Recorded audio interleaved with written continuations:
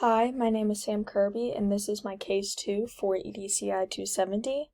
First, I wanted to highlight a section that I thought was really interesting of the fundamentals training, and that would be this section of Think Beyond the Textbook.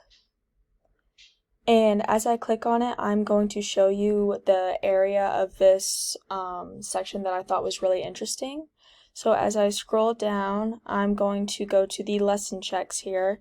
And what I thought was interesting was how it was asking me questions about what type of specific topics I could use when putting together a lot of YouTube videos, or even what are the drawbacks of using a textbook. And I thought this question was the most interesting because textbooks are really out of date these days, so the more recent content you can find of certain topics would be on the internet.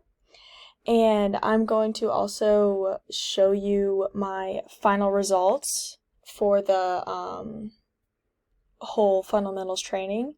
And I feel like within thinking beyond the textbook, I feel like that could be very important for me as a teacher because I won't have to depend on using textbooks to teach my students in the future, because I'll be able to use the internet for the most recent content and what I'm teaching them.